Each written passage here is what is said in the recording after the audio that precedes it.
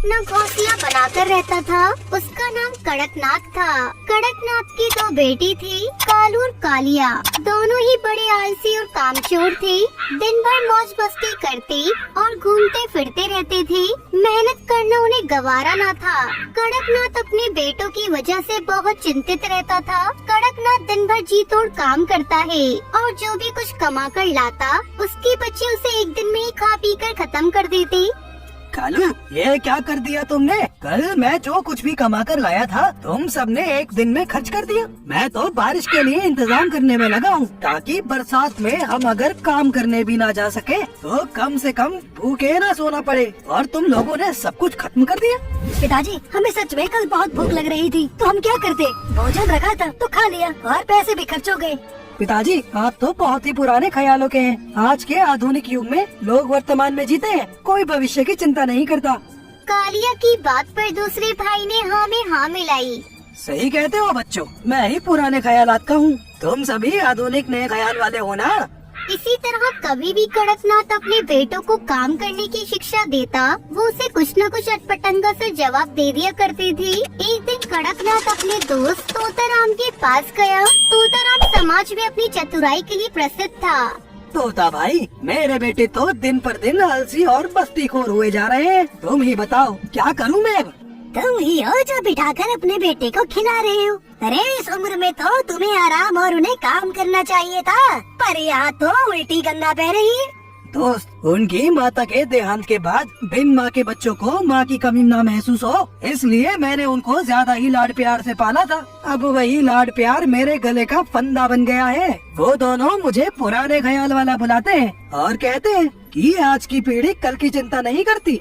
ये बात तो सुनो, कुछ दिन के लिए अगर तुम अपने दिल पर पत्थर रखकर जैसा मैं कहूँ वैसा करोगे तो मैं गारंटी देता हूँ कि तुम्हारे बेटे जरूर सुधर जाएंगे।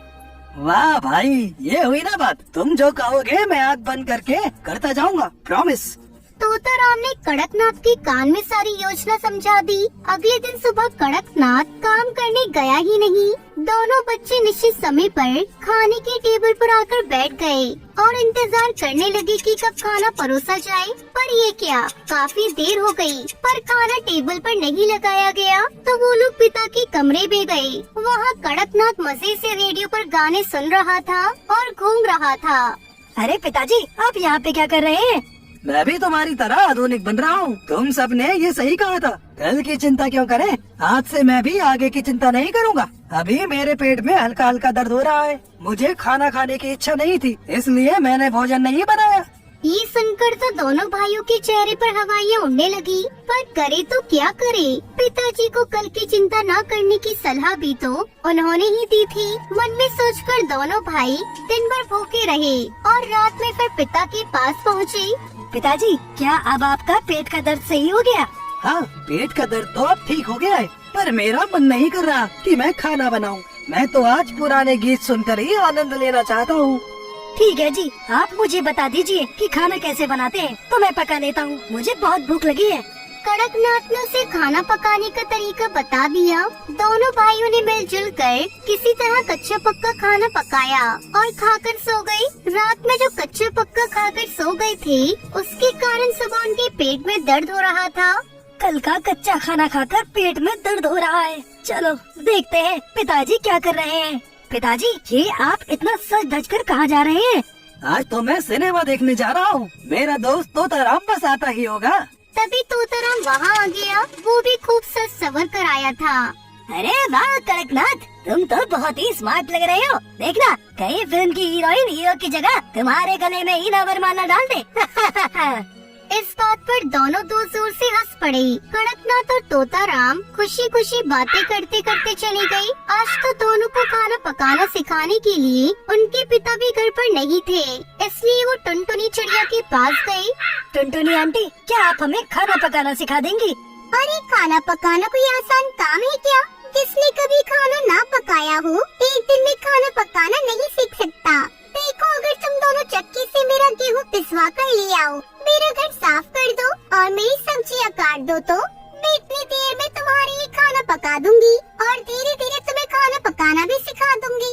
कालू और कालिया को ये आइडिया अच्छा लगा। बस फिर क्या था, जब उनके पिता सुबह सुबह कहीं घूमने निकल जाते तब कालू और कालिया किसी न किसी पक्षी के घर जाकर उसके काम कर देते और उनसे खाना मांग लेते।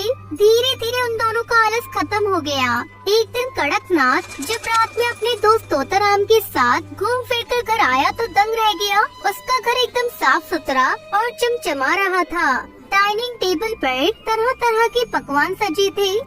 अरे भाई तो भाई लगता है हम किसी और के घर में घुसाए। मेरा घर तो मेरे बेटे हमेशा बिखरा कर रखते हैं और ये डाइनिंग टेबल तो तरह तरह के पकवानों से सजी है। भला मेरे बेटे तो खुद से पानी भी नहीं पी सकते। तुम सही कह रहे हो कौवा भाई, लगता है हम गलती से किसी और के घर में आ गए।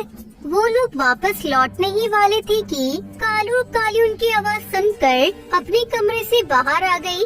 अरे पिताजी आप आ गए, हम तो बस आपका ही इंतजार कर रहे थे। तोताराम चाचा आइए, आज तो आपको हमारे साथ ही डिनर करना पड़ेगा। हाँ खाकर बताइए कि हमने कैसा खाना बनाया है। कड़कनाथ की आंखों में खुशी की आंसू आ गई, पर तोताराम ने उसे इशारा किया कि अभी उनकी एक्टिंग जारी रहनी चाहिए। कड़कनाथ और तोताराम उन दोनों के साथ डिनर करने लगे। हर पकवान बहुत ही टेस्टी बना था। रोटियां तो रुमाल की तरह मुलायम थी। वाह, खाना तो बहुत ही स्वादिष्ट बना है। क्या वाकई तुम लोगों ने बनाया है? हाँ अंकल, टुनटुनी आंटी ने हमें ये सब खाना पकाना सिखाया है। और पिताजी हमें एक अच्छी सी नौकरी भी मिल गई है। आज से आपको काम पर जाने की जरूरत नहीं है। आज से हम कमाएंगे और आप घर पे आराम करेंगे। क्यों, अब तुम लोग वर्तमान में नहीं जीना चाहते? जब मैं भविष्य की चिंता करता था तब तुमने मुझे गलत ठहराया, और जब मैं वर्तमान का आनंद ले रहा हूँ तो फिर तुम मुझे गलत ठहराना चाहते हो। इसीलिए ये सब स्वांग रचा है। अब तुम ये सब कहना चाहते हो कि मुझे भविष्य की चिंता करनी चाहिए। पिताजी ऐसा मत कहिए, हम अपनी गलती पर शर्मिंदा हैं। आप ना तो कल गलत थे, ना ही आज गलत हैं। गलत तो सदा से ही हम थे, पर अब हम अपनी गलती सुधारना चाहते हैं। आज से भविष्य की चिंता हम करेंगे। अब आप वर्तमान का आनंद उठाइएगा। कड़कनाथ की आंखों में आंसू आ गए। अब वो सब खुशी। टुनटुनी चिड़िया की मिठाई की दुकान थी और उसके हाथ के बने रसगुल्ले दूर दूर तक मशहूर थे। दुकान पर सुबह से शाम तक पक्षियों की भीड़ लगी रहती थी, इसलिए टुनटुनी चिड़िया बहुत खुश थी। उसकी दुकान के सामने ही कालू कौवे की स्पेशल रसगुल्ले की भी दुकान थी, मगर उसकी दुकान की तरफ बहुत कम पक्षी ही जाते थे। एक दिन कालू कौवा अपनी भांजी पिंकी चिड़िया से कहता है, रस निचोड़ के भांजी, उस टुनटुनी की दुकान की तरफ तो देख, ग्राहकों का तो तांता लगा है, तांता। मामा, टुनटुनी चिड़िया थोक की दुकान से रसगुल्ले खरीद कर ना बेचती। उसने तो दूध के लिए घर में गाय भैंस पाल रखी है। अच्छा, रस निचोड़ के, तो ये सब घर के दूध से बने रसगुल्लों का कमाल है। एक दिन कालू कौवा टुनटुनी चिड़िया की गौशाला के सामने से गुजर रहा होता है और वो सोचने लगता है, रस निचोड़ के, इसने तो बड़ी हष्ट पुष्ट गाय भैंस पाल रखी है, इसका कुछ न कुछ करना होगा। एक रात कालू कौवा टुनटुनी चिड़िया के घर आता है। टुनटुनी और उसका परिवार अपने घर में निश्चिंत होकर सोए हुए होते हैं। तभी कालू कौवा कुछ पक्षी के साथ चोरी छुपे उसकी गौशाला में घुस आता है। रस निचोड़ के, कान खोल कर सुन टुन्नू, इन सब गाय भैंसों को चोरी करके जंगल में छुड़वा दो और गौशाला को आग लगाकर चुपके से यहाँ से निकल जाना, समझा? अरे जंगल में क्यों छोड़ा है कालू जी? इन्हें तो हम नदी पार वाले गांव में बेच आएंगे। रस निचोड़ के, जो मर्जी आए सो करो, पर एक बात का ख्याल रखना कि किसी को कानो कान खबर न हो। कालू कौवे के ये कहने पर टुन्नू चिड़ा सब गाय भैंसों को चुरा कर उसकी गौशाला में आग लगवा देता है और फिर वहाँ से सुरक्षित भाग निकलता है। फिर जब तक टुनटुनी चिड़िया को इस घटना का पता चलता है, सब कुछ जलकर राख हो चुका होता है। ना जाने किसने दुश्मनी निकाली है, मेरा जमा जमाया धंधा पल भर में चौपट कर दिया। अरे भगवान का शुक्र मना बेटी कि गौशाला में हम नहीं सो रहे थे। सोच, अगर हम सो रहे होते तो क्या होता। माँ की बात सुनकर टुनटुनी चिड़िया थोड़ी हिम्मत दिखाते हुए कहती है, शायद तुम ठीक कहती हो माँ, हमें हिम्मत नहीं हारनी चाहिए। हाँ बेटी, भगवान ने चाहा तो तेरा पहले से भी अच्छा काम चलेगा, देखना। उस दिन के बाद कुछ दिनों तक टुनटुनी चिड़िया अपनी दुकान को बंद करके रखती है और इसके चलते कालू की दुकान चल पड़ती है। उसकी दुकान पर रसगुल्ले के ग्राहक मधुमक्खियों की तरह मंडराने लगते हैं। रस निचोड़ के भांजी, मेरी तरकीब तो काम कर गई। देखो तो ग्राहक कैसे आसमान के ओलों की तरह बरसने लगे हैं। भगवान ने चाहा तो ये ओले ऐसे ही बरसते रहेंगे मामा। एक दिन गांव का जमींदार कड़कनाथ सेठ अपने आदमियों के साथ आता है और टुनटुनी चिड़िया के घर का दरवाजा खटखटाता है। अरे कोई है? ओ टुनटुनी, अरे दरवाजा तो खोलो। टुनटुनी चिड़िया दरवाजा खोलती है तो जमींदार कड़कनाथ सेठ खुश होते हुए कहता है, तेरे लिए खुशखबरी है, सुनेगी तो खुशी के मारे पागल हो जाएगी। ऐसी क्या खुशखबरी है जमींदार जी? 10 दिन बाद मेरी बेटी की शादी है और उसमें रसगुल्ले बनाने का काम तुझे करना है, समझी? पूरे 500 किलो रसगुल्ले बनाने हैं। ये सुनकर टुनटुनी चिड़िया सच में बहुत खुश होती है और उसका चेहरा कमल सा खिल उठता है और वो जमींदार से कहती है, जमींदार जी, मैं रसगुल्ले जरूर बनाऊंगी। हाँ तो ये 10,000 एडवांस पकड़, बाकी शादी वाले दिन मिल जाएंगे। पर इस बात का ख्याल रखना कि रसगुल्ला खराब हुआ तो मुझसे बुरा कोई नहीं होगा। हाँ जी जमींदार जी। कालू कौवे को जब इस बात का पता चलता है तो उसके तन बदन में आग लग जाती है। वो भागते भागते पिंकी चिड़िया के पास आता है। रस निचोड़ के भांजी, तेरी इज्जत का तो फालूदा निकल गया, फालूदा। पिंकी की इज्जत का फालूदा निकालने वाला कौन पैदा हो गया? रस निचोड़ के भांजी, होगा कौन? वही जमींदार जिसकी तू खास बनी फिरती है। ऐसा क्या किया उसने? रस निचोड़ के भांजी, तेरे होते हुए भी बेटी की शादी में रसगुल्ले बनाने का काम तुझे न देकर उस कुलक्षणी टुनटुनी को दे दिया है।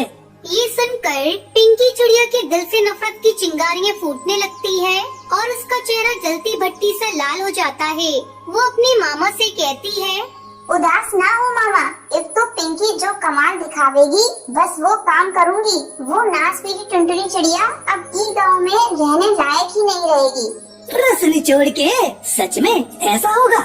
बस देखते जाओ मामा। शादी से पहले टुनटुनी चिड़िया शुद्ध और ताज़ा दूध खरीद कर दिन रात लगकर जमींदार के लिए सफेद रसगुल्ले तैयार करने में जुट जाती है। उसकी माँ बबली कबूतरी और बेटी टूनी चिड़िया भी रसगुल्ले बनाने में जुट जाती है। सब मेहनत करके रसगुल्ले बनाते हैं। टुनटुनी चिड़िया और दिनों की तरह देवी माँ का रसगुल्ले का भोग लगाती है तो हैरान रह जाती है। हे देवी माँ, मेरा भोग स्वीकार करो और मुझ पर अपनी कृपा दर्शाओ माँ। माँ, रसगुल्ला तो नीचे गिर गया। बेटी दुखी मत हो, ये रसगुल्ला टूनी को दे दे, टूनी कुंवारी है, खा लेगी। बबली कबूतरी के कहने पर टुनटुनी चिड़िया वो रसगुल्ला टूनी को दे देती है और फिर जैसे ही टूनी रसगुल्ला खाती है तो तुरंत मुंह से बाहर थूक देती है। ये रसगुल्ला तो बहुत कड़वा है माँ। क्या कह रही हो टूनी, रसगुल्ला कड़वा है? हाँ माँ। ये सुनकर टुनटुनी चिड़िया बबली कबूतरी रसगुल्ले चक्कर देखने लगती है। वो जो भी रसगुल्ले खाती है वही कड़वा निकलता है। ये देखकर टुनटुनी डर से कांपने लगती है। अब क्या होगा माँ? जमींदार को कल रसगुल्ले पहुँचाने हैं और सब रसगुल्ले तो जहरीले हो गए हैं। जमींदार तो हमारे तन से खाल खिंचवा लेगा। तू हिम्मत रख बेटी, अब तो देवी माँ ही हमें बचा पाएंगी। वहीं दूसरी तरफ पिंकी चिड़िया अपनी मामा से कहती है, मैंने अपना काम कर दिया है मामा। अब देखना टुनटुनी के जहरीले रसगुल्ले खाकर सब उल्टियाँ करते फिरेंगे और जमींदार उसकी कैसे खाल खिंचवाएगा। टुनटुनी और बबली गहरी चिंता में पड़ जाते हैं और उसी समय टूनी के मन में विचार आता है। वो एक रसगुल्ला उठाकर बगीचे में जाकर उसे मिट्टी में दबाते हुए कहती है, हे देवी माँ, मैं इस रसगुल्ले को जमीन में दबा रही हूँ। तुम कल सुबह तक इसे रसगुल्ले का पेड़ बना देना, जरूर बना देना। देवी माँ, नहीं तो जमींदार हमें बहुत मारेगा। ये कहकर टूनी चिड़िया वापस आ जाती है और फिर जैसे ही रात होती है वो रसगुल्ला सचमुच पौधा बनकर उगने लगता है और देखते ही देखते बड़ा पेड़ बन जाता है। उसमें सफेद सफेद रसगुल्ले लग जाते हैं। सुबह जैसे ही टूनी उठकर बगीचे में जाती है, रसगुल्ले का पेड़ देखकर हैरान रह जाती है और वो पेड़ से एक रसगुल्ला तोड़कर अपनी माँ के पास आकर कहती है, माँ, रसगुल्ले मिल गए। रसगुल्ले का पेड़ देखकर टुनटुनी और बबली बहुत खुश हो जाती है। इस तरह रसगुल्ले के पेड़ से जमींदार को रसगुल्ले मिल जाते हैं और वो रसगुल्ले सबको बहुत पसंद आते हैं। उस दिन के बाद से टुनटुनी उसी पेड़ के रसगुल्ले अपनी दुकान में भी बेचने लग जाती है और उसकी दुकान फिर से चल निकलती है। वहीं कालू कौवे की दुकान पर ताला पड़ जाता है और वो गांव छोड़कर चले जाते हैं। वीडियो अच्छी लगी हो तो इस वीडियो को लाइक और